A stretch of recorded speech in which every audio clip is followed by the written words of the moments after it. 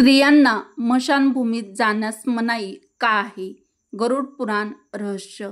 भगवान श्रीकृष्ण यांनी सांगितले की स्त्रियांना, महिलांना मशानात जाण्यास मनाई का आहे? नमस्कार मित्रांनो, श्री स्वामी समर्थ. एकदा देवर्षी नारदजी भगवान श्रीहरी विष्णू यांना विचारतात, हे प्रभू, माझा पहिला प्रश्न आहे की मनुष्य गरिबीपासून कसा मुक्त होऊ शकतो? आणि माझा दुसरा प्रश्न आहे की स्त्रियांना मशानात जाण्यास मनाई का आहे? भगवान श्रीकृष्ण म्हणतात, हे नारद, तू विचारलेले दोन्ही प्रश्न मानवजातीच्या कल्याणासाठी अत्यंत महत्त्वाचे आहेत. नारद, मी तुमच्या या पहिल्या प्रश्नाचे उत्तर एका महान कथेद्वारे तुम्हाला देईन आणि मग त्याच कथेद्वारे तुम्हाला दुसऱ्या प्रश्नाचे उत्तर देखील स्पष्ट करेन. त्यामुळे तुम्ही ही कथा काळजीपूर्वक लक्ष देऊन आणि शेवटपर्यंत ऐकली तरच तुम्हाला तुमच्या प्रश्नाचे उत्तर मिळतील. भगवान श्रीहरी विष्णू यांनी कथा सुरू केली आणि म्हणाले, हे देवर्षी नारद, प्राचीन काळी गोविंद नावाचा एक श्रीमंत व्यापारी एका शहरात राहत होता. त्याचा व्यवसाय खूप चांगला चालला होता. त्याच्या घरात कोणत्याही गोष्टीची कमतरता नव्हती. तो धर्मनिष्ठ होता. त्याच्या पत्नीसाठी नेहमी दागिने खरेदी करत असे. त्याची पत्नी त्याच्यावर खुश होती. व्यापाऱ्याची पत्नी खूप निष्पाप होती आणि जेव्हा तिला कोणी विचारत असे तेव्हा ती त्यांना सर्व सांगत असे. एके दिवशी व्यापाऱ्याच्या पत्नीने त्याला विचारले, हे स्वामी, तुम्ही तुमचा व्यवसाय कसा चालला आहे? तुम्ही इतके पैसे कसे कमावतात? तेव्हा त्या व्यापाऱ्याने सांगितले, हे प्रिये, मी धान्याचा व्यापार करतो. मी गावातील लहान शेतकऱ्याकडून धान्य खरेदी करतो आणि शहरात सड्या भावाने विकतो. त्यामुळे मला जास्त पैसे मिळतात. म्हणून तिच्या पतीची ही गोष्ट तिला कळाल्यानंतर व्यापाऱ्याच्या पत्नीने विचार केला की ही गोष्ट शहरभर पसरावी, जेणेकरून सगळ्यांना कळेल की तिचा नवरा किती हुशार आहे. तिने शहरात राहून आपल्या बुद्धिमत्तेने इतका पैसा कसा कमवतो. पण जेव्हा शहरातील लोकांना हे कळू लागले तेव्हा लोकांनी धान्याचा व्यापारही सुरू केला.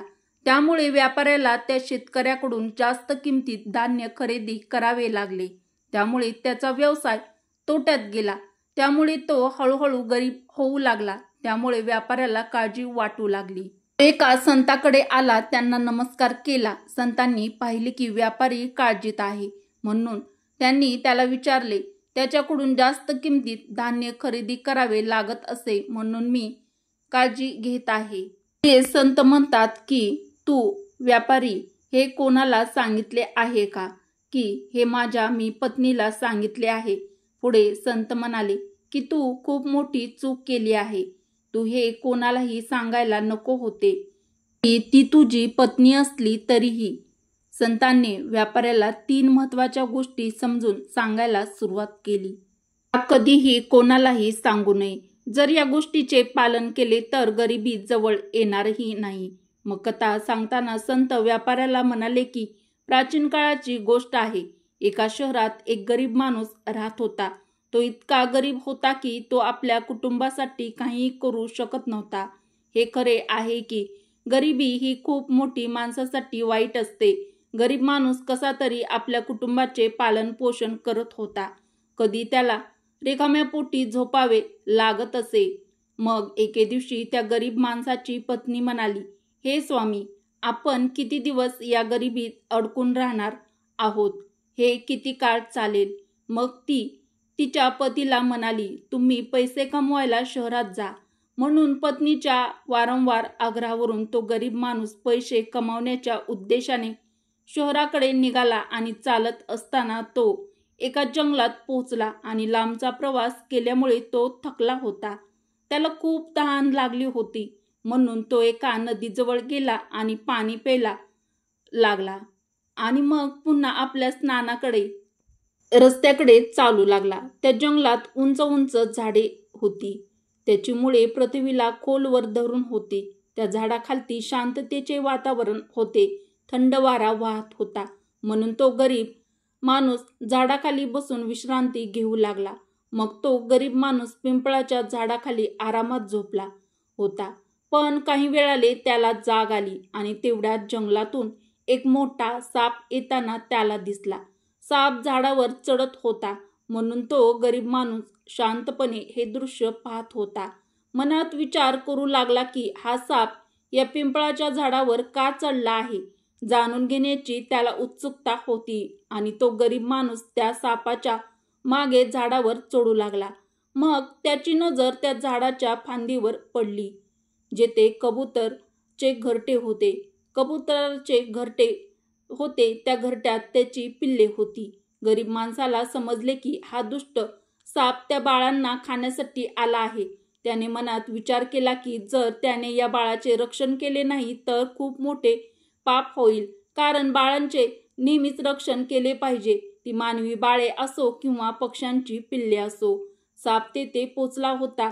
गरीब माणसाने झाडाची एक फांदी तोडली आणि सापावर हल्ला केला. तो झाडावरून खाली पडला आणि जंगलाकडे साप पळून गेला. त्यानंतर तो व्यापारी त्याच झाडाखाली झोपला. कबुतराची पिल्ले देवाचे रूप मानून त्याचे रक्षण करणाऱ्या त्या गरीब माणसाबद्दल मनात प्रार्थना करू लागली. त्याचवेळी कबूतर आणि मादी कबूतर जंगलातून त्यांच्या मुलांसाठी अन्न घेऊन परत येतात. त्यांना घरट्यात पाहून ते खूप आनंदी होतात. मुले सर्व घटना त्यांच्या पालकांना सांगतात आणि म्हणतात, आई, या झाडाखाली आराम करणारा माणूस आमच्यासाठी देवाच्या रूपात आला आहे. आम्हाला सापाचे भक्ष्य होण्यापासून वाचवले आहे. आम्ही त्याचे ऋणी आहोत. जर या माणसाने तो साप मारला नसता तर आम्ही मेलो असतो.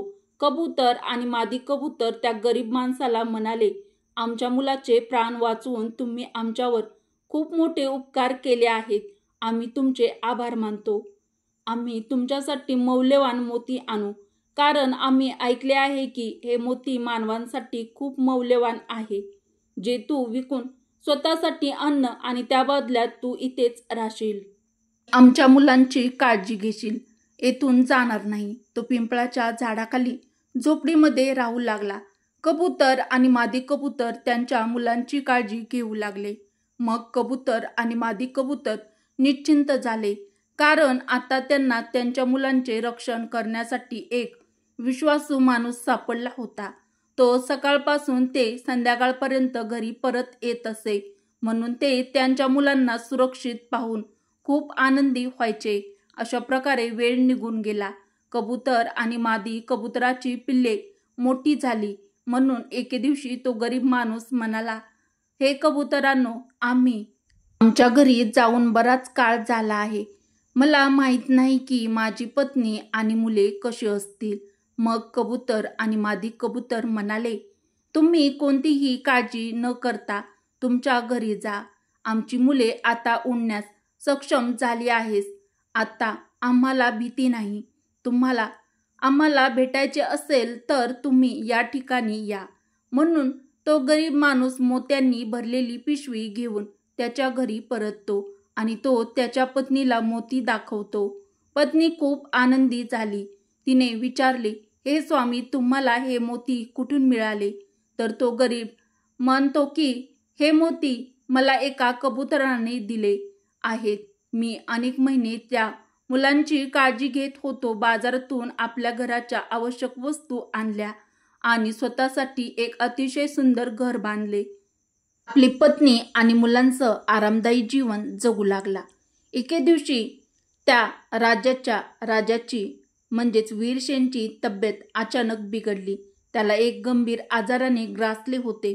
राजाला बरे करण्यासाठी दूरवरून मोठे वैद्य आणि हकीम राजावर उपचार करण्यासाठी येऊ लागले आणि त्यांच्या पद्धतीने त्याच्यावर उपचार करू लागले. पण राजाच्या तब्येतीत काही सुधारणा झाली नाही. मग एके दिवशी राजवैद्य म्हणाले, राजा, यावर एकच विलाज आहे. तुम्हाला कबुतराच्या बाळाचे मांस खावे लागेल.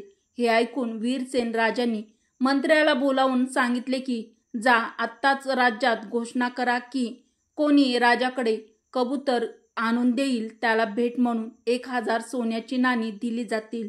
मग राजाच्या आदेशानुसार मंत्र्याने संपूर्ण राज्यात घोषणा केली की जो कोणी महाराजासाठी कबूतर आणेल त्याला महाराज 1000 सोन्याची नाणी देतील. म्हणून शहरभरातील लोक कबुतराच्या शोधात इकडे तिकडे जंगलात जाऊ लागले, पण कोणालाही कबूतर सापडले नाही. त्यामुळे शेवटी सर्वजण निराश झाले. आणि मग पुढे कथा सांगताना संत व्यापाऱ्याला म्हणतात, एके दिवशी त्या गरीब माणसाची पत्नी शेजाऱ्याच्या महिलासोबत बसून कबुतराची चर्चा सुरू झाली. एका महिलेने त्या गरीब माणसाच्या पत्नीला म्हणले की राजाला काही गंभीर आजार आहे, त्याच्या उपचारासाठी वैद्याने कबूतर आणायला सांगितले आहे. जो कोणी कबुतराचे बाळ आणून देईल त्याला 1000 सोन्याची नाणी भेट देईन. तेव्हा हे ऐकून ती खूप आनंदी झाली आणि तेवढ्यात ती म्हणाली, ही कबुतरं आणण्यात काय मोठी गोष्ट आहे. माझा नवरा 1 महिन्यापासून कबुतरांची काळजी घेत आहे. तो फक्त एक नाही तर अनेक कबूतर आणू शकतो. हे सांगून ती आपल्या घरी गेली. जेव्हा शहरातील महिलांनी हे ऐकले तेव्हा त्यांनी जाऊन आपल्या पतींना सांगितले. हळूहळू ही बातमी संपूर्ण शहरामध्ये पसरली आणि जेव्हा वीरसेन राजाला कळाले की माझ्या राज्यात एक व्यक्ती आहे जो कबूतर आणि कबुतरांची काळजी घेतो, तो माझ्यासाठी कबूतर आणू शकतो, राजाने ताबडतोब आपल्या सैनिकांना त्या माणसाला पकडून माझ्यासमोर आणण्याचा आदेश दिला. राजाचा तो आदेश मिळताच राजाच्या सैनिकांनी त्या माणसाला पकडून राजासमोर आणले. राजा त्याच्यावर रागावला आणि म्हणाला, तू इतके दिवस माझ्यासाठी कबूतर का आणले नाहीस? जा, आत्ताच जा, कबूतर घेऊन ये. माझ्यासाठी कबूतर आणलंस तर तुला मी भेट देईन. जर तू मला फसवण्याचा प्रयत्न केलास तर तुला मृत्युदंडाची शिक्षा होईल. राजाचे हे बोलणे ऐकून तो माणूस घाबरला आणि म्हणाला, हे राजा, तुम्ही माझा जीव घेऊ शकता. मी तुमच्यासाठी कबुतराचे बाळ आणू शकत नाही. मी त्यांचे प्राण वाचवले होते आणि एक रक्षक शिकारी कसा बनू शकतो? हे ऐकून वीरसेन राजा रागावला आणि म्हणाला, जर तुम्ही आमचे ऐकले नाही तर कबुतराचे बाळ आणले नाही तर आम्ही तुमच्या पत्नी व मुलांना मारून टाकू. पुढे संत व्यापाऱ्याला म्हणतात की जेव्हा माणूस त्याच्या मुलांच्या सुरक्षिततेचा विचार करतो तेव्हा तो सर्वात कमकुवत बनतो. अशा परिस्थितीत तो काही करण्यास भाग पाडला जातो. राजाचे हे बोलणे ऐकून तो गरीब माणूस खूप घाबरला आणि त्याने विचार केला की आता मला कोणत्याही प्रकारे कबुतराचे बाळ राजाकडे आणावेच लागेल. तो रागाने घरी आला आणि म्हणाला, आपल्या पत्नीला रागावून म्हणाला, हे तू काय केले आहे? मी काय करतो आणि कुठे जातो हे तू कोणालाही सांगायला नको होते, पण तू शहरातील सर्व महिलांना सांगितले आहे. ही गोष्ट त्या दुष्ट राजा वीरसेनपर्यंत पोहोचली आहे. आता तू सांग, मी काय करावे ज्याच्यामुळे आपल्याला खाण्यासाठी अन्न मिळाले आहे, राहण्यासाठी नवीन घर मिळाले आहे, घालण्यासाठी चांगले कपडे मिळाले आहेत, ज्यांच्यामुळे आपण गरिबीच्या दलदलीतून बाहेर पडलो आहोत. त्याचा मी इतका विश्वासघात कसा करू शकतो? त्या महिलाला सांगून तुम्ही खूप मोठी चूक केली आहे. मग जेव्हा त्याचा राग शांत झाला तेव्हा त्याने आपल्या पत्नीला समजावून सांगितले, घरातल्या काही गोष्टी कधीही इतरांना सांगू नयेत. पहिले म्हणजे तुमच्या घरात किती पैसे आहेत आणि तुमच्या उत्पन्नाचे स्रोत काय आहेत, या गोष्टी कधीही इतरांना सांगू नयेत. दुसरे म्हणजे पती पत्नीमधील प्रेम बाहेरच्या लोकांना सांगू नये. तिसरे म्हणजे परस्पर भांडणे, अपमान या गोष्टी कधीही इतरांना सांगू नयेत. नाहीतर लोक तुमचे गुपिते जाणून घेतात. तुमच्या कुटुंबाला पैसे देणाऱ्या इतर गोष्टी इतरांना सांगू नये. मग त्या संत व्यावसायिकाला म्हणतात, या गोष्टी व्यतिरिक्त पुरुषांनी आपल्या पत्नीला अशा काही गोष्टी सांगू नये, त्यामुळे घराचा सन्मान आणि प्रतिष्ठा नष्ट होते, कुटुंबात संकट येऊ शकते, एखाद्याचा मृत्यू होऊ शकतो, नातेसंबंध बिघडू शकतात. कारण महिला ह्या खूप लवकर आनंदी होतात आणि इतरांसोबत सर्व काही मन हलकं करतात. गरीब माणूस आपल्या पत्नीला म्हणतो की ज्यामुळे आपल्या कुटुंबाला आनंद झाला, आपण आनंदी आहोत, त्यांच्यासोबत मी मोठा विश्वासघात कसा करू शकतो, ज्यांच्यामुळे आपण आनंदी जीवन जगत आहोत. या पापासाठी कधीही देव मला माफ करणार नाही. मुलांना मी ज्या सांभाळले आहे, ज्यांना मृत्यूच्या जबड्यातून वाचवले आहे, आता मी त्यांना मृत्यूच्या तोंडात कसे टाकू? त्यांची पत्नी म्हणाली की जे व्हायचे होते ते झाले. आता आपल्याला आपले आणि मुलाचे प्राण वाचवायचे आहेत.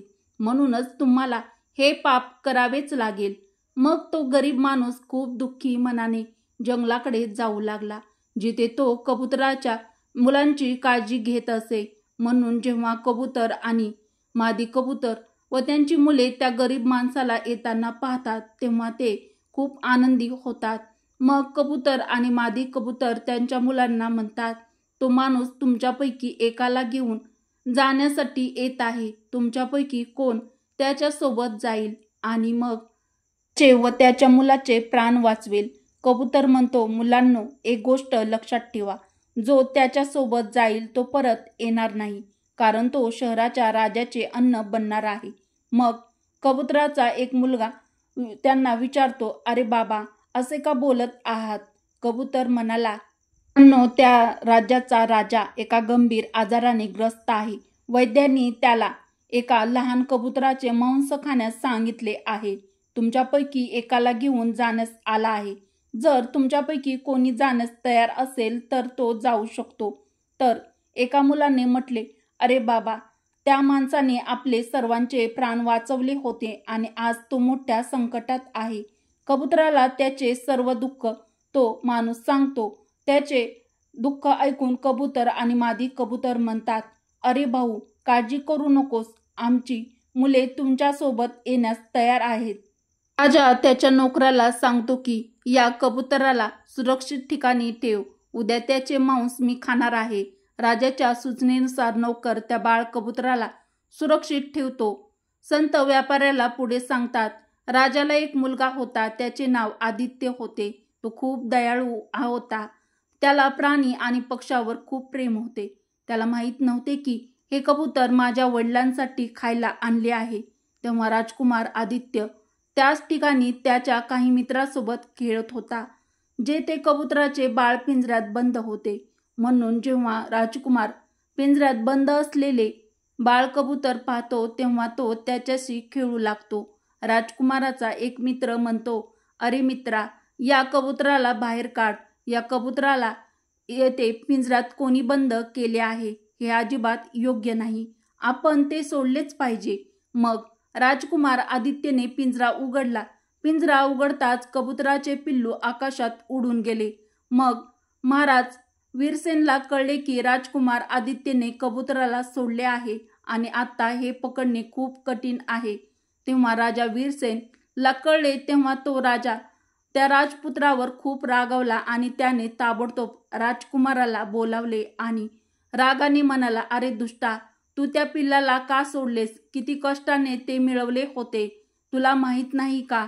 राजकुमार आदित्य खूप घाबरला आणि म्हणाला, बाबा, कृपया मला माफ करा.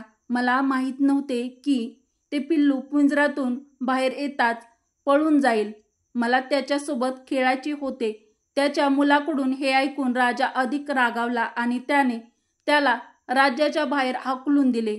राजाचा आदेश मिळताच सैनिकांनी राजकुमाराला सीमेच्या बाहेर सोडले आणि दुसरीकडे ते पिल्लू बाळ उडून त्याच्या पालकाकडे पोहोचले. त्याने सर्व हकीकत पालकांना सांगितली. तेव्हा कबूतर आणि मादी कबुतराने त्याचे बाळ पाहिले.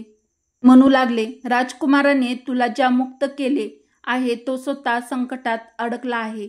त्या दुष्ट वडिलांनी त्याला राज्यातून हाकलून दिले आहे. आता त्याची काळजी घेण्याची जबाबदारी तुझ्यावर आहे. तू जा आणि त्याला मदत कर. त्याच्या पालकाचे हे बोलणे ऐकून बाळ कबूतर राजकुमाराला मदत करण्यासाठी पोहोचला.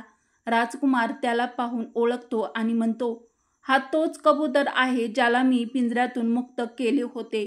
मग राजकुमार म्हणतो, अरे कबूतर, तुझ्यामुळे माझ्या वडिलांनी मला शहरातून हाकलून लावले आहे.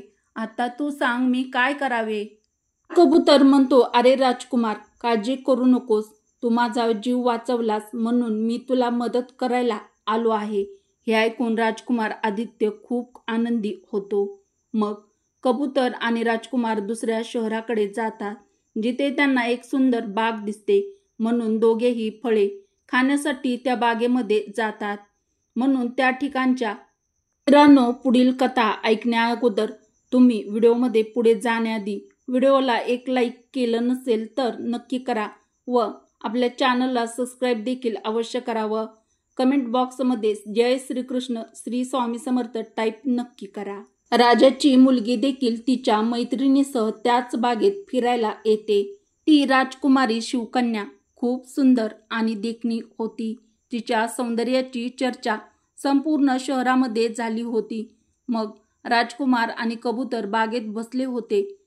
राजकुमारी शिवकन्या तिच्या मैत्रिणीसह बागेमध्ये फिरू लागते. मग राजकुमारीला पाहून राजकुमार आदित्य झाडामागे लपतो. कबूतर राजकुमारी समोर पोहोचतो, पण राजकुमारी कबुतरावर मोहित होते.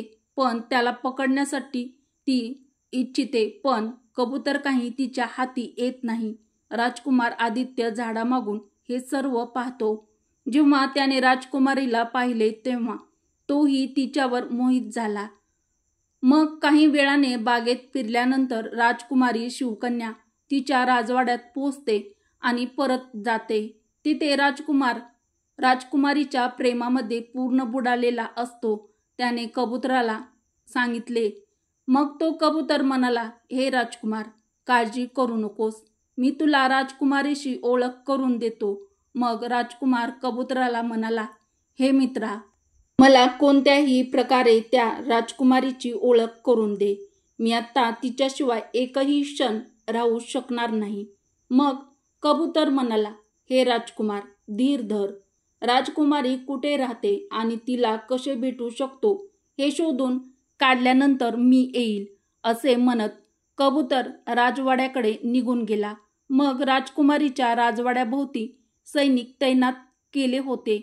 पण कबूतर वरून उडून राजकुमारीच्या खोलीबाहेर बसतो आणि कबूतर तिथून सर्व काही पाहतो आणि परत येतो आणि राजकुमाराला तेथील सर्व हकीकत सांगतो की राजकुमारीला राजवाड्यात जाऊन राजकुमारीला भेटणे खूप अवघड आहे, कारण त्या राजवाड्याभोवती सैनिकांचा कडक पहारा आहे.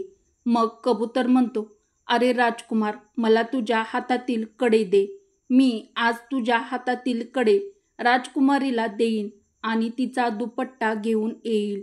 म्हणून मग कबुतराच्या विनंतीवरून राजकुमार कबुतराला त्याच्या हातातील कडे देतो. मग राजकुमार कडे घेऊन राजकुमारीकडे ठेवतो आणि तिचा दुपट्टा घेऊन येतो.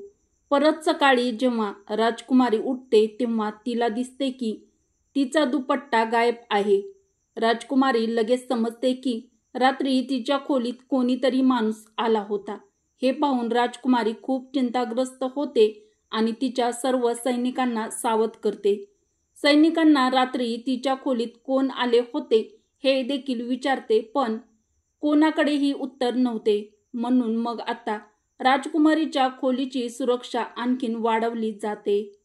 मग दुसऱ्या दिवशी रात्री ते कबूतर पुन्हा राजकुमारीच्या खोलीत जातो आणि राजकुमाराने लिहिलेले पत्र राजकुमारीजवळ ठेवतो. मग दुसऱ्या दिवशी जेव्हा राजकुमारी उठते आणि पत्र वाचते तेव्हा त्यात लिहिलेले असते की राजकुमारी, जेव्हापासून मी तुला पाहिले आहे तेव्हापासून मी तुझ्यावर मोहित झालो आहे. मला तुझ्याशी लग्न करायचे आहे. जर तुला मला भेटायचे असेल तर तू तुझ्या बागेत ये, मी तुला तेथे भेटेन. म्हणून मग दुसऱ्या दिवशी सकाळी राजकुमारी तिच्या मैत्रिणीसह बागेत जाते. पण तिला तिथे कोणीही दिसत नाही. फक्त ते कबूतर तिथे फिरत आहे, ज्याला तिने त्या दिवशी पाहिले होते.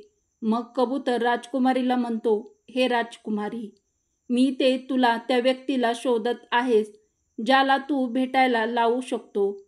पण आधी तू आम्हाला वचन दे की तू तुझ्या वडिलांना सांगणार नाहीस आणि त्याला कोणत्याही प्रकारे इजा करणार नाहीस. मग राजकुमारीने वचन दिले की वडिलांना सांगणार नाही. राजकुमारीला जाणून घ्यायचे होते की इतक्या कडक सुरक्षिततेतही माझ्या खोलीत पोहोचणारा कोण आहे. राजकुमारीच्या विनंतीवरून कबूतराने राजकुमाराला हाक मारली आणि मग राजकुमार आदित्य झाडामागून बाहेर आला. राजकुमारीने विचारले, हे राजकुमार, तू कोण आहेस आणि इतक्या कडक सुरक्षेत तरीही तू माझ्या खोलीत कसा पोहोचलास? मग राजकुमार म्हणाला, हे राजकुमारी, जेव्हा एखाद्यावर खरं प्रेम असतं तेव्हा कोणतेही काम अशक्य नसतं. मी तुला पाहिले तेव्हापासूनच मी तुझ्यावर प्रेम करू लागलो आहे आणि तुझ्याशीच लग्न करू इच्छितो. मग राजकुमारीने विचारले की तू कोण आहेस आणि तू कुठून आला आहेस? मग राजकुमाराने तिला त्याची संपूर्ण कहाणी सांगितली. राजकुमाराची कहाणी ऐकल्यानंतर राजकुमारीला त्याच्याबद्दल सहानुभूती वाटली आणि आता दररोज राजकुमारी शिवकन्या त्या राजकुमार आदित्यला भेटण्यासाठी बागेत येऊ लागली. मग एके दिवशी राजकुमारी म्हणाली, हे राजकुमार, माझे वडील माझे लग्न तुझ्याशी कधीच करणार नाहीत, म्हणून मी तुझ्यासोबत पळून जाईल आणि आपण दुसरीकडे कुठेतरी जाऊन लग्न करू आणि आनंदाने जगू. मग राजकुमारीच्या विनंतीवरून राजकुमार आदित्य त्याच्यासोबत दुसऱ्या राज्यात तिला घेऊन जातो आणि गंधर्व लग्न करतात आणि एकत्र राहू लागतात.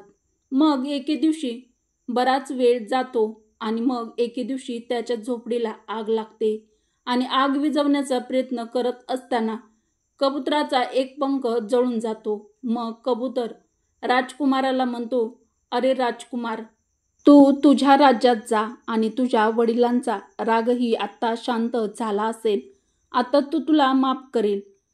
माझा एक पंख जळाला आहे, मी आता उडू शकत नाही, म्हणूनच मी काही दिवस इथे राहील आणि माझे नवीन पंख वाढण्याची वाट पाहीन. माझे पंख वाढले की मी तुला भेटायला नक्की येईन. मग कबुतराच्या विनंतीवरून राजकुमार आणि राजकुमारी कबुतराला एकटे सोडून दुःखी मनाने त्याच्या शहराकडे निघून जातात. वाटेत त्यांना एक नदी सापडते ज्यावर एक खलासी होडी चालवत असे. मग राजकुमारी आणि राजकुमार त्या होडीमध्ये बसतात. मग होडी नदीच्या मध्यभागी पोहोचते. राजकुमार पाहतो की पाण्यापासून वाचण्यासाठी एक उंदीर वारंवार होडीवर चढत आहे, पण खलासी तो उंदीर काढून पाण्यात टाकत असे. खलासी उंदीर अनेक वेळा काढून टाकत असे. राजकुमार म्हणाला, भाऊ, हा बिचारा प्राणी असाच पाण्यात बुडेल आणि बुडून मरेल. तो आपला जीव वाचवण्यासाठी बोटीवर चढत आहे, त्याला चढू द्या. मग राजकुमाराच्या विनंतीवरून खलाशाने त्या उंदराला बोटीत चढू दिले. मग तो उंदीर बोटीत जातात तो आत गेला आणि लपला. मग काही वेळाने त्याला दिसले की बोटीत हळूहळू पाणी वर येऊ लागले आहे, कारण त्या उंदराने बोट कापली होती आणि त्यात एक छिद्र पाडला होता. त्यामुळे बोट हळूहळू पाण्याने भरू लागली. मग जेव्हा बोट पाण्याने भरू लागली तेव्हा बोट पाण्यामध्ये बुडू लागली. हळूहळू बोट पूर्णपणे बुडाली. त्याच वेळी राजकुमारी आणि राजकुमार पाण्यात तरंगू लागले. मग पाण्याच्या प्रवाहामुळे राजकुमार खूप दूर पोहोचला होता आणि राजकुमारी शिवकन्या नदीत तरंगत असलेल्या दुसऱ्या राज्यात पोहोचली होती. त्याच वेळी बागेचा माळी झाडांना पाणी देण्यासाठी नदीतून पाणी आणत होता. मग जेव्हा त्याने ती सुंदर मुलगी पाहिली तेव्हा तो राजवाड्यात धावला आणि राजाला ही बातमी दिली. मग जेव्हा राजा त्या सुंदर मुलीला पाहतो तेव्हा तो तिच्यावर मोहित होतो आणि तिला आपल्या राजवाड्यामध्ये घेऊन येतो. मग तो राजाच्या वैद्याकडून तिच्यावर उपचार करतो. काही दिवसांनी जेव्हा राजकुमारी बरी होते तेव्हा एके दिवशी तिला दिसते की राजा तिच्याजवळ उभा आहे. राजा आधीच राजकुमारी शिवकन्याच्या सौंदर्याने मोहित झाला होता. आता तो तिच्याशी लग्न करण्याची इच्छा व्यक्त करत होता. राजा राजकुमारीला म्हणाला, हे सुंदर मुली, आता या जगात तुझे कोणी नाही. आता तू आमची राणी बन आणि आमच्या राजवाड्यामध्ये आरामात राहा. मग राजकुमारी शिवकन्या केवळ सुंदरच नव्हती तर बुद्धिमान देखील होती. तिने विचार केला की जर यावेळी या राजाशी लग्न करण्यास मी नकार दिला तर राजा माझ्याशी जबरदस्तीने लग्न करू शकतो. म्हणून तिने त्या राजाकडे काही वेळ मागितला. राजा, मला थोडा वेळ हवा आहे, त्यानंतर मी तुझ्याशी लग्न करेल. मग राजकुमारी राजाच्या राजवाड्यामध्ये राहू लागली आणि गरीब असहाय्य लोकांना अन्न देऊ लागली. दुसरीकडे राजकुमार आदित्य आपल्या पत्नीपासून विभक्त झाल्यानंतर इकडे तिकडे भटकत होता. मग एके दिवशी योगायोगाने तो त्याच राज्यामध्ये पोहोचतो जिथे त्याची पत्नी राहत होती. मग यावेळी राजकुमारी गरिबांना अन्न देत होती. मग जेव्हा तिने राजकुमार आदित्यला पाहिले तेव्हा तिने त्याला ओळखले आणि तिच्या डोळ्यात अश्रू आले. मग राजकुमाराला एकांतात बोलावले आणि त्याला संपूर्ण सत्य सांगितले. ती म्हणाली, हे स्वामी, तुम्ही इथे आरामात राहा, या राजाकडे काम करा. जेव्हा आपल्याला संधी मिळेल तेव्हा आपण इथून पळून जाऊ. मग राजकुमार आदित्य राजकुमारीच्या म्हणण्यानुसार राजाच्या सेवकाप्रमाणे राजवाड्यामध्ये राहू लागला. तो राजकुमारीला मदत करू लागला आणि गरिबांना अन्न देण्यास मदत करू लागला. पण राजालाही माहीत नव्हते की राजकुमार तिचा पती आहे. राजा त्याला फक्त आपला सेवक मानत असे. म्हणून एके दिवशी तोच कबूतर राजकुमारीच्या घरी धान्य खाण्यासाठी आला. त्याचे पंख आता नवीन वाढले होते. तेव्हा कबूतर धान्य खाण्यासाठी आला तेव्हा त्याने राजकुमार आणि राजकुमारीला ओळखले. जेव्हा कबुतराने राजकुमार आणि राजकुमारीला पाहिले तेव्हा त्याच्या डोळ्यातून अश्रू आले. राजकुमाराने कबुतराला आपण कसे अडकलो आहोत आणि राजाला हे माहीत नाही की ती पती पत्नी आहेत. मग कबूतर म्हणाला, हे राजकुमार, काळजी करू नकोस. आज रात्री राजाचे सर्व सैनिक झोपतील. मग आम्ही तुला राजवाड्यातून बाहेर काढू, तुझ्या वडिलांच्या घरी घेऊन जाऊ. रात्री जेव्हा सर्व सैनिक झोपले तेव्हा राजकुमारी आणि राजकुमार राजवाड्यातून पळून गेले. आणि रात्रीच्या अंधारात ते राजपुत्राच्या वडिलांच्या वीरसेनच्या राज्यात पोहोचले. राजा वीरसेन आपल्या मुलाला पाहून खूप आनंदी झाला आणि त्याला त्याच्या चुका कळल्या म्हणून तो वारंवार आपल्या मुलाकडून क्षमा मागू लागला. मग राजपुत्राने आपल्या बापाला सांगितले की त्याच कबुतराने मला वाचवले आणि ज्याला तुम्ही मारण्याचा विचार करत होता, हा तोच कबूतर मला जीव वाचवण्यासाठी आला होता. मला शत्रूपासून सोडवणारा तोच कबूतर होता. मग राजा वीरसेनने राजपुत्राचे शब्द ऐकून खूप आनंदी झाला आणि त्या दिवसापासून त्याने प्रतिज्ञा केली की आजपासून राज्यातील कोणत्याही प्राण्याला किंवा पक्षाला इजा होणार नाही. सर्वांना धान्य दिले जाईल. पुढे संतांनी त्या व्यापाऱ्याला सांगितले की मुला, काही गोष्टी दुसऱ्यांना सांगितल्याने आयुष्यात खूप मोठे संकट येते. म्हणून या 3 गोष्टी कधीही कोणालाही सांगू नयेत. जसे तुम्ही तुमच्या पत्नीला सांगितले की तुम्ही पैसे कसे कमवता आणि आज तुमचा व्यवसाय धोक्यात आला आहे. मित्रांनो, व्यापाऱ्याला त्याची चूक कळली आणि त्याने त्याच्या पत्नीला समजावून सांगितले. भगवान श्रीहरी विष्णू देवर्षी नारदजींना म्हणतात, हे देवर्षी नारद, कथा ऐकल्यानंतर तुम्हाला तुमच्या प्रश्नाचे उत्तर मिळाले असेल. आता मी तुमच्या दुसऱ्या प्रश्नाचे उत्तर देतो की महिलांना स्मशानात म्हणजेच स्मशानभूमीमध्ये जाण्यास मनाई का आहे? महिलांनी स्मशानभूमीमध्ये का जाऊ नये? भगवान श्रीहरी विष्णू म्हणतात, हे देवर्षी नारद, स्त्रियांचा स्वभाव हा खूप संवेदनशील आणि करुणामय कोमल आहे. स्मशानभूमीचे वातावरण खूप गंभीर आणि दुःखाने भरलेले आहे, ज्या पाहून महिला खूप दुःखी होतात आणि रडतात, ज्यामुळे मृत व्यक्तीचा आत्मा दुखावला जातो. मग पुढे भगवान श्रीहरी विष्णू म्हणतात, हे देवर्षी नारद, स्मशानभूमी हे सकारात्मक आणि नकारात्मक शक्तींनी भरलेले ठिकाण आहे, जे तांत्रिक आणि दैवी क्रिया होतात. जर त्यावेळी महिला स्मशानात असतील तर त्या घाबरतात आणि नकारात्मक ऊर्जा त्यांच्यावर परिणाम करते.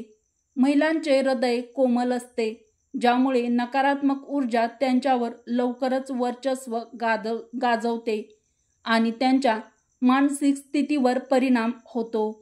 भगवान श्रीहरी विष्णू त्यांच्या शब्दांनी देवर्षी नारद खूप आनंदी झाले आणि म्हणाले, देवर्षी तुमच्या मुखातून हे ज्ञान ऐकून प्रभू मी धन्य झालो आहे.